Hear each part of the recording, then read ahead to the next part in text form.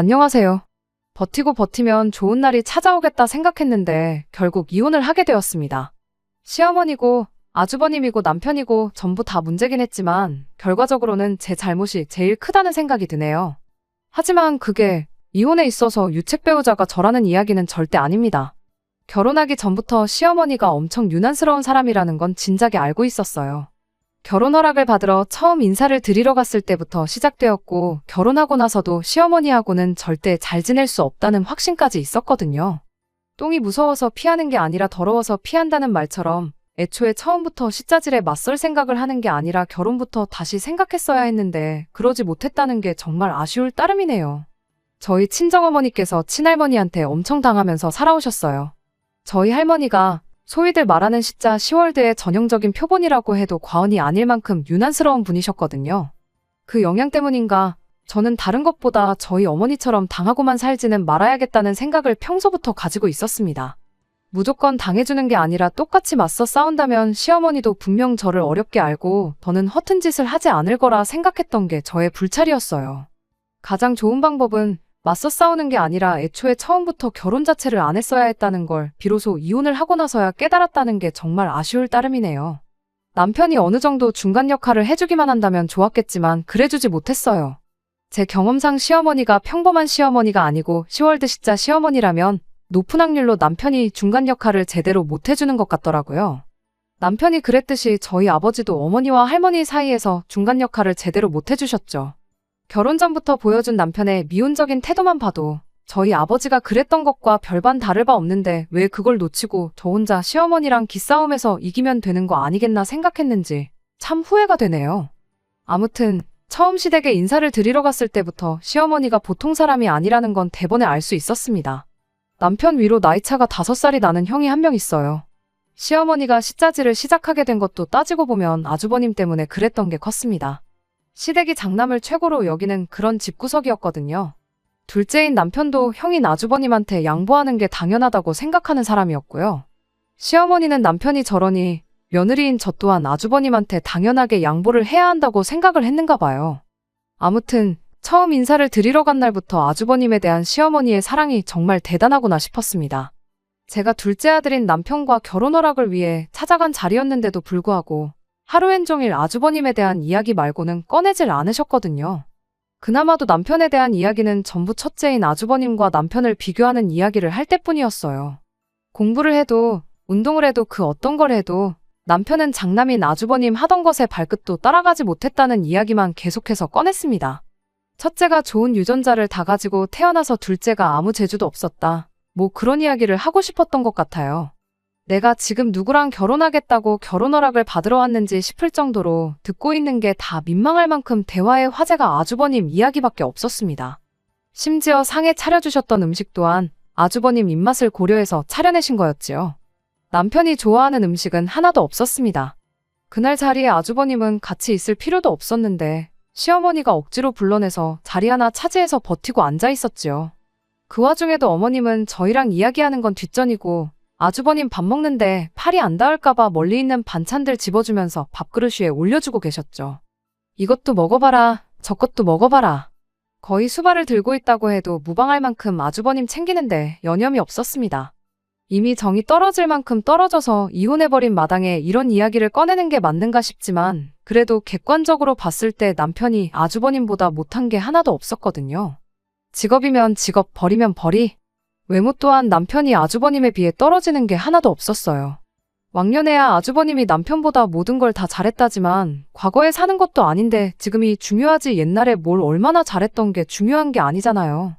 의미도 없는 비교질에 내가 여기 뭐하러 온 건가 싶고 그게 멈추지 않고 계속되니 내 남편 될 사람을 모질이처럼 말하고 있는 시어머니가 그렇게 꼴불견일 수가 없었습니다. 그래서 듣다 못해 제가 한마디를 했죠.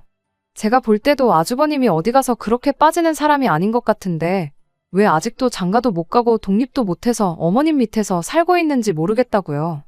동생은 이렇게 결혼할 사람 데리고 와서 집에 인사도 시키고 그러는데 아주버님은 뭐가 문제라서 모자란 동생도 해내는 걸 못해가지고 이러고 계시는지 참 궁금하다고 엄청 빈정거리면서 한마디 했습니다.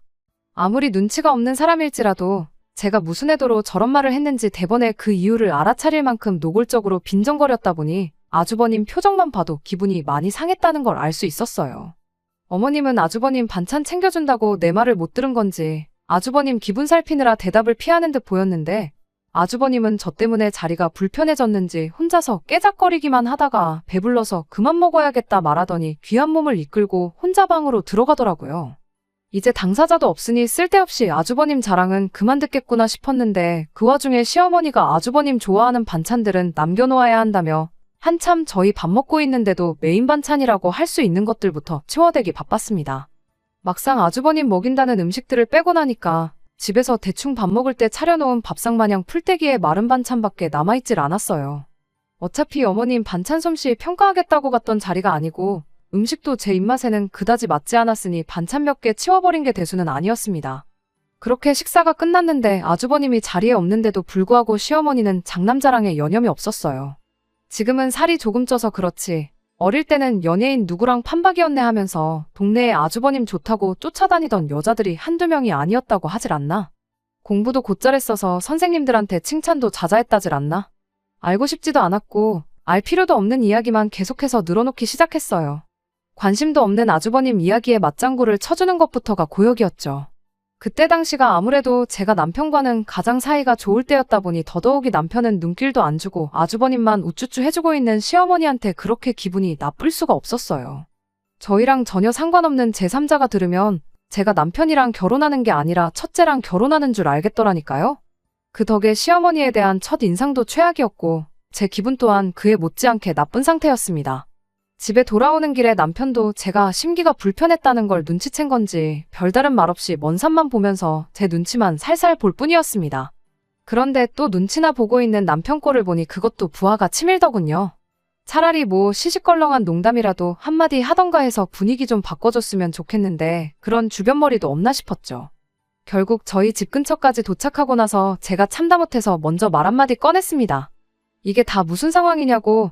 어머님이 혹시 나를 당신이 아니라 당신 아주버님하고 결혼시키려고 저러시는 거냐고 대놓고 비꼬듯 물어봤어요. 남편이 그제서야 해명 아닌 해명을 하더라고요. 어머니가 원래도 형을 더 챙기는 분이신데 그게 별다른 이유가 있어서 그런 게 아니고 형이 아직 장가도 못 가고 하고 있는 사업 또한 자리도 제대로 못 잡은 상황이고 그래서 걱정돼서 그러시는 거라면서요. 사실 오늘 자리에 아주버님이 함께 있던 것도 우리 행복해 보이는 거 보고 형님도 하루빨리 짝을 찾았으면 좋겠어서 일부러 그렇게 했던 거였다고 하더라고요.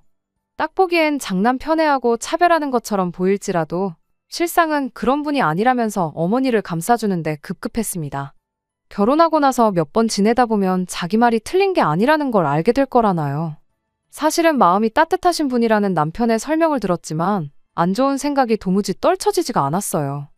왜냐하면 친정어머니 시집살이로 한참 못 살게 구셨던 저희 할머니가 딱 장남을 최고로 여기는 그런 분이셨거든요. 저희 아버지도 집안에서 둘째 아들이셨는데 장남도 아닌 아버지가 할머니를 모시고 살게 된 데에는 할머니의 유별난 장남 사랑이 컸습니다. 장남이 불편해한다는 얼토당토하는 이유로 합가를 저희 집에 하셨던 거였어요. 그 과정에서 친정어머니랑 아버지께서 약간의 마찰이 있었어요. 집안 지원은 장남이 홀랑 받아갔는데 시어머니 모시는 것도 장남이 해야 되는 거 아니냐던 어머니와 그래도 어머니 뜻이 그런데 어떻게 싫다고 하느냐고 억지로 할머니를 모셔온 저희 아버지가 입장 차이가 있었다는 걸 할머니가 알게 되셨던 거죠. 그러면서 친정어머니를 향한 할머니의 혹독한 시집살이가 시작되었던 거고요. 그런데 지금 딱 꼴을 보아하니 암만 할머니 세대랑 시어머니 세대가 다르다고 한들 똑같은 일이 저한테 일어나지 않으리란 법이 없겠다 싶었습니다.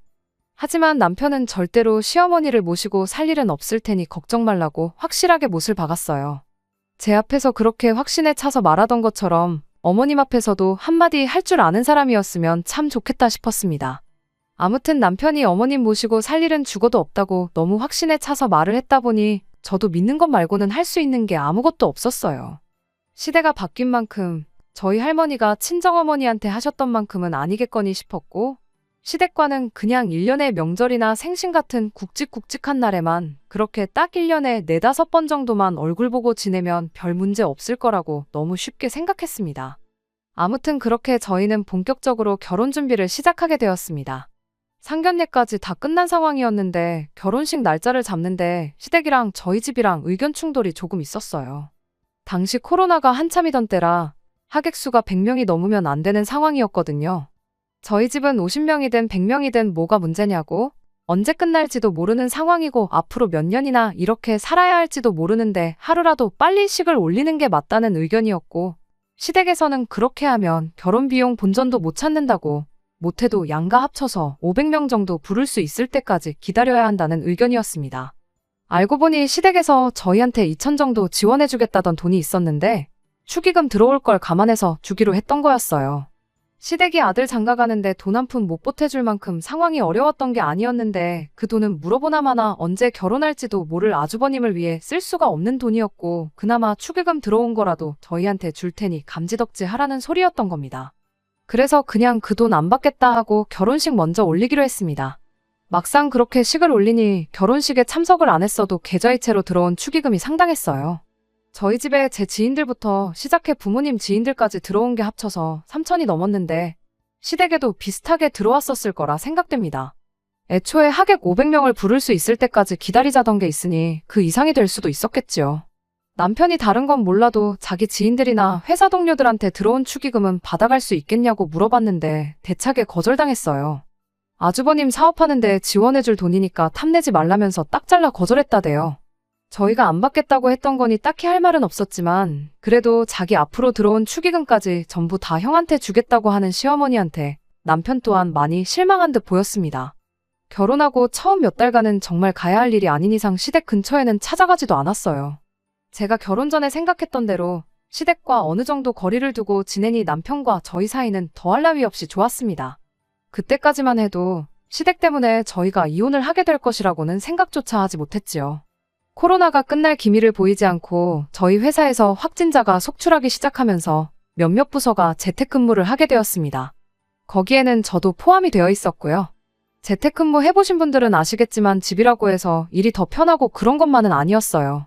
집에서 일하는 만큼 출퇴근하는데 고생할 필요가 없어진 것 정도 말고는 일하는 건 똑같았으니까요.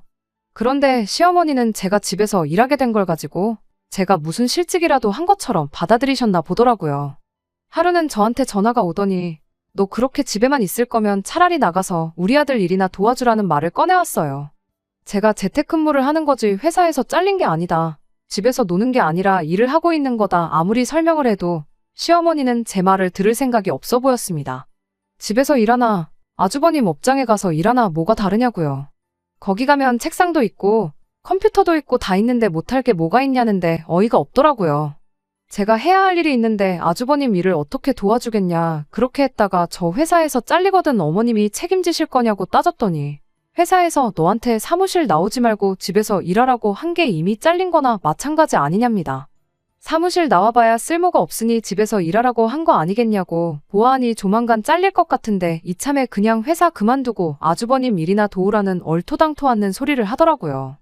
말도 안 되는 소리 계속 듣고 있기도 상대해주고 있기도 뭐해서 시어머니한테 한마디 했어요. 지금 저 아주버님 회사에 취직시켜주시는 거냐고. 그럼 지금 회사에서 받는 것보다 월급 더 잘 쳐주고 회사에서 해주는 만큼 복지를 약속해주면 당장 내일 회사에 사표 내고 아주버님 하는 일을 돕겠다고 했습니다. 그랬더니 월급은 무슨 월급이냐고. 가족 좋은 게 뭐냐. 가족끼리 서로 잘 되게 도와주는 거지. 시작도 하기 전에 돈부터 뜯어낼 생각을 하고 있냐면서 짜증을 내더라고요. 모르긴 몰라도 월급을 주기는커녕 그냥 땡전 한 푼 안 주고 부려먹을 심산이었다는 걸 대번에 알 수 있었어요. 어머님은 가족끼리 서로 잘 되는 걸 바래서 남편 앞으로 들어온 축의금까지 전부 아주버님한테 퍼주신 거냐고. 애초에 가족들이 다 같이 잘 되는 게 아니라 아주버님만 잘 되기를 바라시는 것 같은데 저는 우리가 잘 되는 게 중요하지 아주버님이 잘 되건 말건 신경 안 쓴다고요. 어차피 지금 회사보다 더 쳐주면 아주버님 밑에서 일하겠다고 했던 것도 그냥 했던 소리라고. 지금 제가 받는 것보다 2배, 3배가 넘는 월급을 준다고 해도 아주버님 일을 도울 생각 없으니 자꾸 가서 도와주란 소리 좀 그만하시라고 했습니다. 얼마나 잘난 사업을 하는지는 모르겠는데 줄 능력이 없는 것도 알고 여지껏 자리도 못 잡아서 직원 하나 못 쓰고 아주버님 혼자 하고 있는 것만 봐도 가망이 없어 보인다고. 어머님이 진정 가족이 잘 되기를 바라시는 분이라면 되지도 않는 장남 사업에 둘째 아들 축의금까지 퍼다 주면서 진작에 문 닫을 사업 하루하루 더 연명시켜주는 게 아니라 아주버님 사업 이끌어갈 깜냥 없는 거 인정하시고 더 늦기 전에 어디 취직이라도 시키던지 기술이라도 가르치시라고 했어요. 이제 아주버님도 나이가 있는데 이력서에 적을 경력이라고는 되지도 않는 사업 붙들고 있다가 말아먹은 거 하나밖에 없지 않겠냐고. 어떤 회사에서 그런 사람을 뽑아서 쓰겠냐. 어머님이 사장이면 아주버님 뽑아서 쓰시겠냐 한마디 했더니 시어머니가 개거품을 무는 소리가 전화기 너머로까지 들리더라고요. 물론 며느리 입장에서 시어머니한테 저런 식으로 말을 한 게 잘한 일이라고 할 수는 없지만 말씀드렸다시피 저는 저희 어머니처럼 당하고만 살 생각은 추호도 없었고 따지고 보면 결혼 시작하자마자부터 저희들 돈을 아주버님한테 퍼준 전력이 있는 거나 마찬가지였으니 이번 기회에 시어머니한테 확실하게 저희가 아주버님 사업 관련해서 땡전 한 푼 내줄 생각 없다는 걸 확실하게 알려주고 선을 긋는 게 좋다고 생각했습니다. 어중간하게 좋게 넘어갔다간 이런 식으로 저까지 아주버님한테 퍼주는 게 당연한 사람처럼 되겠구나 싶었거든요. 물론 시어머니도 성격이 보통이 아니니 제 말을 듣고 가만히 계시지는 않았어요. 원래 아주버님 결혼하기 전에는 둘째인 남편 결혼시킬 생각이 없었는데 아주버님이 마음이 착해서 결혼하는 순서를 양보해준 것도 모르고 떠든다며. 며느리가 이딴 식으로 나올 줄 알았으면 애초에 결혼을 안 시켜줬을 거라 노발대발 하시더라고요. 결국 시어머니하고는 그날 할 말 못할 말 주거니 받거니 하면서 대판 싸우게 되었습니다. 덕분에 한동안 시댁하고는 그 어떤 연락도 없이 지내게 되었지요. 그래도 그전에는 시댁 행사에 무조건 참여했고 이따금씩 그냥도 찾아뵙고 했었는데 이렇게 관계가 엎어진 게 차라리 잘 되었구나 싶었어요. 남편은 시어머니랑 제가 크게 다퉜다는 이야기를 듣고 누구 편을 들어야 할지 몰라 심란해 보였지만 그때까지만 해도 저는 물론이고 남편을 위해서 좋은 결정을 내렸다는 걸 믿어 의심치 않았습니다. 앞으로 남편이 아주버님을 위해 더 이상 양보를 하게 될 일이 없게 된 거 아니냐 그런 생각이었거든요. 그렇게 한동안 시댁과 연락 없이 지내다가 작년 말에 시댁과 다시 연락을 하는 일이 생기게 되었어요. 남편이 저한테 먼저 이제 가족들과 풀 기회가 온 것 같다는 식으로 말을 꺼내왔거든요. 그간 남편이 저한테는 비밀로 하고 저 모르게 시댁과 긴밀하게 연락을 주고받고 있었나 봐요. 다툰 건 시어머니랑 저였고 남편은 제가 시어머니랑 다투는지도 모르고 있었던 상황이었으니 저한테 비밀로 하고 시댁과 연락을 주고받아왔던 게 기분 나쁘긴 했지만 그걸 무조건 잘못했다고 할 수는 없는 노릇이었습니다. 아무리 그래도 거의 1년 반이 넘는 시간 동안 교류 없이 지냈는데 뜬금없이 시댁과 다시 잘 지낼 수 있게 되었다는 게 무슨 뜻이냐고 물어봤어요. 암만 저 몰래 따로 연락을 주고받았다고 한들 아무런 계기도 없이 갑자기 풀자고 나오는 게 의심스러웠거든요. 솔직한 심정으로는 뭔가 저한테 바라는 게 있거나 다른 꿍꿍이 속이 있겠구나 싶었습니다. 그리고 그런 제 예상은 틀리지 않았어요. 갑자기 연락 없이 지내다가 풀자고 한 데에는 다 이유가 있었던 겁니다. 시어머니가 저희 집까지 찾아와 전해준 소식 자체는 정말 믿기 힘들 만큼 놀라운 소식이었어요. 은근 아주버님 사업이 결국 버티고 버티다 망하게 되었다는 이야기를 기대했는데 그게 아니라 그 아주버님이 결혼할 상대가 생겼다는 이야기였습니다. 그간 1년 반이라는 긴 시간이 흘렀지만 아주버님이 하는 사업이 1년 사이에 제대로 돌아갈 리는 없었습니다. 시어머니랑 투닥거리할 때 했던 말들이 그냥 나온 소리가 아니고 실제로 저희 결혼 이야기 오갈 때부터 한 달 한 달 월세는 어디서 나와서 내고 있나 궁금증이 생길 만큼 아주버님이 사업으로 내는 수입이 전무한 상태나 다름없었거든요. 그리고 그 상황을 반전시킬 만큼 아주버님이 사업 수완이 뛰어나다거나 능력이 있지도 않았어요. 사업이 똑바로 안 굴러가는 스트레스를 먹는 걸로 풀어서 살도 뒤룩뒤룩 쪄서 외모도 볼품없었는데 쥐뿔도 없는 아주버님의 어디 뭐를 보고 결혼을 하기로 결심을 했다는 건지. 얼굴도 못 본 사람이지만 아무리 집신도 짝이 있다는 이야기가 있지만 세상에 그 여자는 전생에 대체 무슨 죄를 지었길래 아주버님과 결혼을 할 생각을 갖게 되었는지 싶었습니다. 이제 장남도 가정을 꾸리고 살게 되었으니 이제 다시 한가족으로 화목하게 잘 지내보자. 뭐 그런 취지로 연락을 다시 해왔던 거라면 제가 묻고 따지고 할 것도 없이 그간 악감정은 잊고 잘 지내보자고 나왔을 텐데. 실은 시어머니가 아주버님의 결혼 소식만 전해주러 온 게 아니고 제 예상대로 다른 이유가 있었던 게 문제였어요. 저 혼자 생각하기를 아주버님이 결혼하니까 뭐 축의금 주는 셈 치고 신혼집에 냉장고 온도를 생각했는데 시어머니가 저희한테 원하는 건 그 정도 수준이 아니었습니다. 대뜸 저희한테 꺼낸 소리가 아주버님을 위해 집을 좀 비워줄 수 있냐는 소리였거든요. 생각지도 못한 질문에 제가 혹시 뭘 잘못 들은 건가 싶어서 시어머니한테 한 번 더 물어봤는데 애석하게도 제가 잘못 들은 게 아니라 제대로 들은 거였어요. 그 긴 시간 동안 연락 없이 지내다가 다시 잘 지내보자고 찾아와서 꺼낸다는 소리가 고작 그거냐고. 어머님이나 아주버님이 저희가 집을 장만하는데 땡전 한 푼 보태준 거나 있으시냐. 왜 갑자기 찾아와서 집을 비우라 마라 하시는 거냐 대번에 따져 물었습니다. 시어머니는 저한테 저 급한 성질머리는 여전히 못 고쳤다면서 한국말은 끝까지 들어봐야 하는 거 모르냐 한마디를 하고는 자초지종을 늘어놓기 시작했습니다. 난데없이 집을 비워달라고 하는 이유가 뭔가 했더니 아주버님 결혼하고 직접적인 연관이 있기는 했어요. 그 여자한테 어떤 걸 보여주고 무슨 사탕 빨림을 했길래 넘어갔는지는 모르겠는데 그쪽에선 아주버님을 아주 잘나가는 사업가로 알고 있었나 보더라고요. 아주버님이 말주변도 딱히 없는 사람이라 조금만 이야기 나눠봐도 미천이 다 드러날 텐데 당장 인터넷에 아주버님 회사 이름만 검색해봐도 별 볼 일 없는 회사라는 거 대번에 알 텐데 얼마나 순진한 사람이길래 그걸 곧이곧대로 다 믿어줬나 싶었습니다. 아무튼 아주버님이 잘나가는 사업가인데 막상 엄마 집에 얹혀 산다고 하기가 조금 그랬나 봐요. 그래서 아주버님 명의로 집이 있기는 한데 동생네, 그러니까 저희가 결혼을 자기보다 먼저 하게 되면서 동생을 위해 그 집에 저희들을 살게 도와줬다고 했다는 겁니다. 아주버님이 훗날 결혼하거든 저희는 집을 비워주기로 이야기가 다 되어 있는 상태라고요. 그러니까 일단 나중에라도 그 여자랑 저희가 만나게 된다면 우리가 아주버님 명의 집에 얹혀 살면서 신세 지고 있다는 식으로 입을 맞춰주고 둘이 결혼식을 올리게 되면 한동안 두 사람이 지낼 수 있게 저희 집을 비워달라는 소리였어요. 저희가 장만해놓은 가정가구 같은 살림살이들도 다 아주버님 돈으로 산 거고 그 여자한테는 다 준비되어 있으니 몸만 오면 된다는 식으로 말을 했다고 하는 거예요.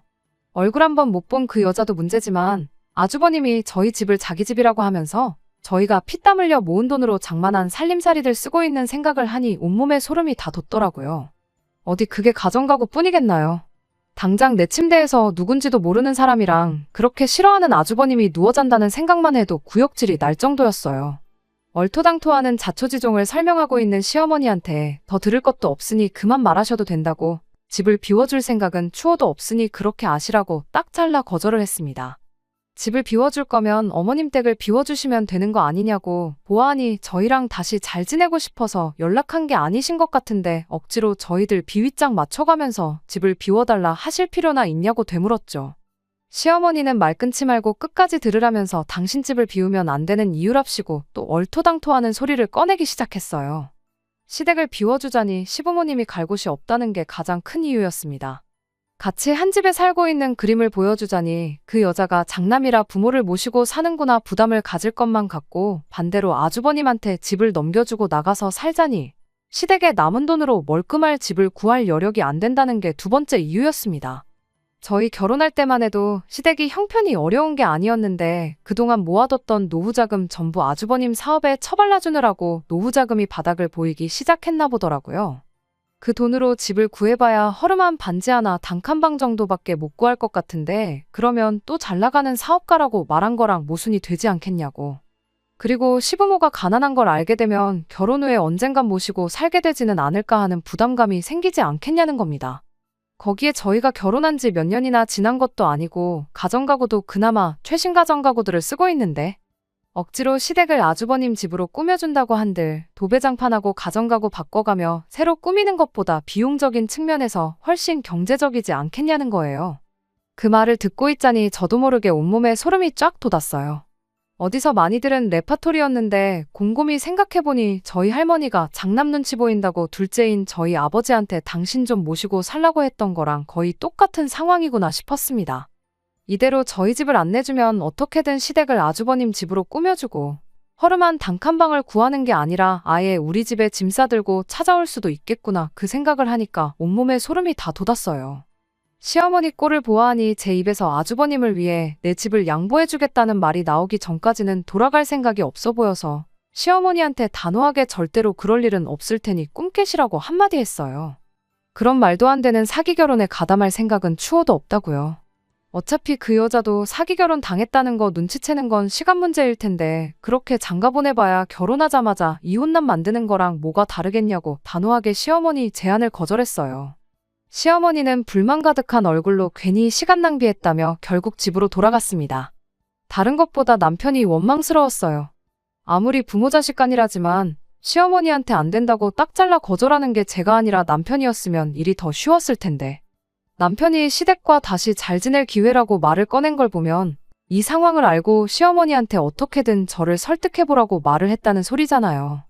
그저 어머님 말이라면 아주버님 관련된 일이라면 어떻게 해야 할지 똥오줌 분간도 못하고 꿔다 놓은 보릿자루 마냥 아무 말도 못하고 가만히 있고 결국 싫은 소리 하는 것도 안 된다고 거절하는 것도 제가 했어야 했잖아요.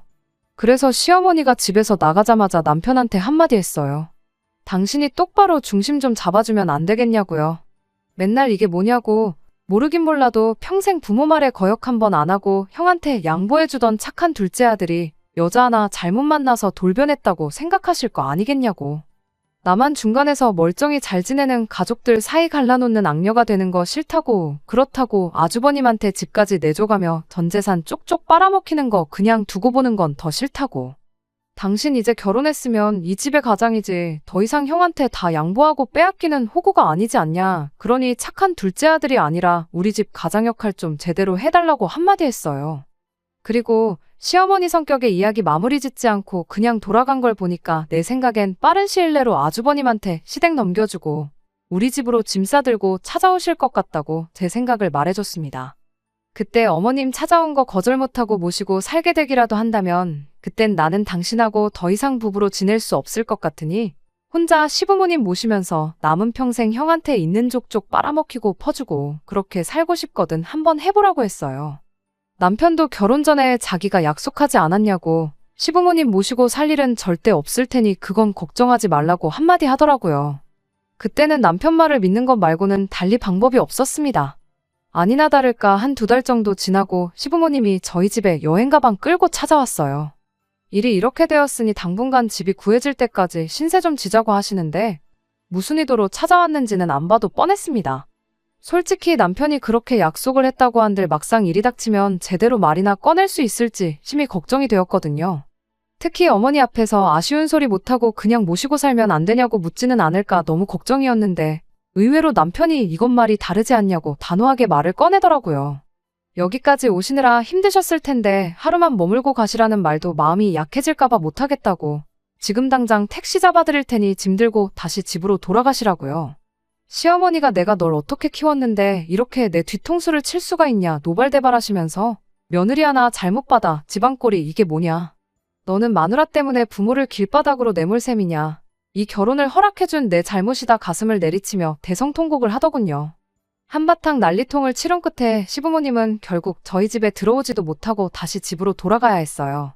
시부모님이 그렇게 돌아가시니 남편도 그 상황이 답답했는지 현관문 쪽을 멍하니 바라만 보면서 눈물까지 흘리더라고요. 누구라도 부모님하고 그렇게 싸우면 억울해서라도 눈물이 났을 거라 생각했고 단호하게 저와의 약속을 지켜준 남편에게 미안하고 고마운 느낌이 동시에 들었습니다. 시부모님이 정말 노숙을 하기로 한 건지 그 길로 다시 집으로 돌아갔는지 알 길이 없었어요.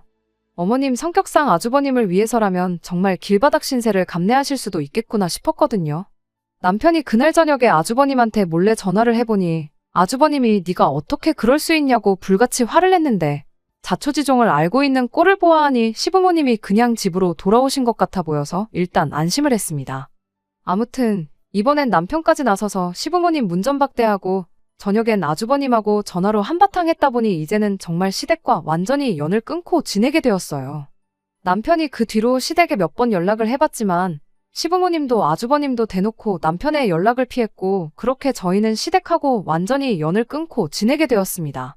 그렇게 거의 반년을 더 시댁과 연락 없이 지내고 있었는데 얼마 전 일로 결국 저는 남편과 이혼을 결심하게 되었네요.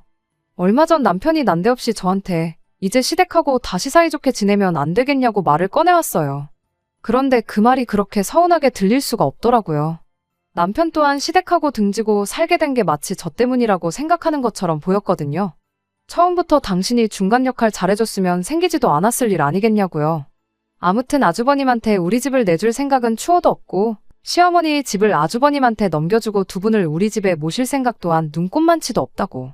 그리고 나는 여태껏 그래왔던 것처럼 살가운 며느리 노릇은 못하겠으니 나까지 다시 잘 지내게 할 생각은 하지 말라고 했습니다. 그리고 저 것만 지켜준다면 당신이 다시 시부모님과 가깝게 지내든 말든 상관 안 할 테니 알아서 하라고 했어요. 남편은 적당히 듣고 싶은 대답을 들은 건지 알겠다고 대답을 했습니다. 그리고 며칠 동안 저한테 몇 번이고 다시 확인을 받으려는 듯 똑같은 질문을 계속해서 물어왔어요. 정말 우리 집 형님한테 양보 안 하고 어머니 아버지 모시고 살지만 않으면 되는 거냐고요. 저도 반쯤 포기한 상태라 남편이 왜 그런 식으로 재차 확인을 하는지에 대해서는 아무 의심을 하지 않고 그러라고 하지 않았느냐고 대답하고 말았거든요. 그런데 남편이 정말 생각지도 못한 깜짝 선물을 들고 왔네요. 일 끝나고 집에 왔더니 문 앞에 커다란 가방이 2개가 놓여 있었어요. 이 인간이 시어머니 모실 생각 없다고 했던 말을 귓등으로 들었나 싶어서 집에 들어갔더니 시부모님이 아니라 아주버님이 와 있더군요. 도무지 감이 잡히질 않아서 남편한테 이게 무슨 상황이냐 따졌더니 글쎄 한다는 말이 아주버님을 우리 집에 같이 살게 하기로 했다는 겁니다. 그러면서 이러면 시어머니 모시고 사는 것도 아니고 시어머니 집을 아주버님한테 물려주는 것도 아니니 아무런 문제가 없지 않냐면서 저보고 뱉은 말을 지키라더라고요. 무슨 상황인가 했더니 결국 미천이 다 드러나서 아주버님 결혼이 파토가 났답니다. 아주버님이 그 여자한테 얼마나 진심이었는지 그 뒤부터 매일같이 술을 달고 살았다네요. 나중에 가선 아주버님 사업에 묶여있는 돈까지 꺼내가면서 술을 마셨대요. 술을 마실 거면 그냥 집에서 막걸리나 한 병씩 마시면 되는 거지. 꼴에 그 여자 한번 잊어보겠다고 아가씨들 오는 술집을 쏘다니면서 빚까지 내가며 술을 마셨답니다. 결국 아주버님 사업은 망하게 되었고 자포자기한 아주버님이 시부모님 얼마 남지 않은 노후 자금까지 건드려가며 매일같이 술독에 빠져서 살았다네요. 그렇게 귀한 장남이었는데 시부모님도 저런 아주버님이 감당이 안 된 건지 급기야는 아주버님과 더 이상 같이 살 수가 없다고 나왔던 겁니다.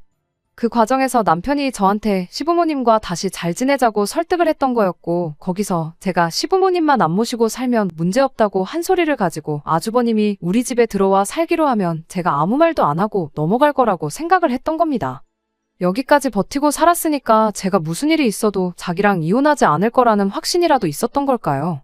지금 나랑 말장난하자는 것도 아니고 이게 뭐 하는 짓이냐 따졌음에도 남편은 끝까지 가족을 위해서 호구로 살겠다는 그 고집을 꺾지 않았습니다. 이혼 이야기에도 눈 하나 꿈쩍 안 하고 버팅기길래 나까지 호구로 살 생각은 없으니 그렇게 남은 인생 평생 너한테 도움도 안 될 아주버님을 위해 살라 말하고 그대로 짐 싸들고 저는 친정으로 향했고요. 현재는 숙려기간 중입니다. 다음 주면 이 지긋지긋한 결혼 생활의 종지부를 찍게 되네요. 남편이 스스로 호구의 삶을 살겠다고 자처한 상황이다 보니 소송까지 갈 필요는 없어서 이혼 절차 자체는 수월하게 넘어간 편이었어요. 위자료 얼마 받자고 소송까지 가는 것보다 시간 낭비 없이 깔끔하게 끝내는 게 더 낫겠다 싶어서 협의 이혼으로 진행했고요. 저희 어머니가 할머니한테 당하고 살았던 것처럼만 살지 않으면 된다고 생각했는데 저희 어머니 세대에서나 겪을 일을 설마 제가 겪겠거니 너무 쉽게 생각한 제 잘못이니 최대한 그 누구도 원망하지 않으려고 하고 있어요. 안녕하세요. 시어머니와 아주버님 일로 이혼하게 된 사연을 보냈던 쓰니입니다. 그냥 근황을 전해드리고자 이렇게 다시 여길 찾게 되었습니다. 숙려기간도 끝나고 이혼 신고도 다 끝난 상황이에요. 더 이상 그 집구석 사람들하고 마주칠 일이 없겠거니 싶었는데 얼마 전 남편을 만나고 왔습니다. 이혼 과정에 제 짐을 다 챙겨 나왔는데 남편하고 같이 쓰던 컴퓨터에 제 개인적인 자료들이 남아있다는 걸 깨달았거든요. 그거 그냥 두고 있기도 그렇고 이메일 같은 거 자동 로그인 걸어놓은 것도 있어서 억지로 다녀왔습니다. 그렇게 깔끔하게 유지하려고 노력한 집이었는데 아주버님 들어와서 남자들이 살기 시작하니 아주 개판이 나 있더라고요. 식탁 위에 바퀴벌레 돌아다니는 거 보고 깜짝 놀랐어요. 이혼하고 전보다 잘 지내면 어떡하나 걱정했는데 제 기우에 불과했네요. 아무튼 단 1분 1초도 있기 싫어서 최대한 빨리 볼일 끝내고 후다닥 집을 나왔는데 됐다는데도 기어이 남편이 배웅해주겠다고 따라 나오더라고요. 그러더니 옛날 이야기를 꺼내질 않나 좋았던 시절 이야기를 자꾸만 언급을 하더라고요. 한 귀로 듣고 한 귀로 흘려주고 있는데 아니나 다를까 아주버님 어머니 집으로 돌려보낼 테니 다시 잘해보면 어떻겠냐는 말을 꺼내왔어요. 집꼬라지 개판나고 매일같이 집에서 술만 처먹는 아주버님 감당도 안 되고 시부모님 노후 자금까지 털려서 부모님 노후까지 책임지게 생겼으니 아주 돌아버릴 지경인가 보더라고요. 남편한테 내가 미쳤냐고 평생 호구로 사는 거 네가 선택한 네 인생이니까 혼자 감당하라고 나를 거기에 끌어들일 생각은 꿈도 꾸지 말라고 한마디 해줬네요. 저도 이혼하고 나서 썩 잘 지내는 편은 아니지만 남편 인생은 그냥 바닥으로 곤두박질 쳤다고 봐도 무방할 지경이니 그냥 그걸 보고 좋은 결정 내렸구나. 후회 없는 결정이었다 위안 삼으려고 합니다.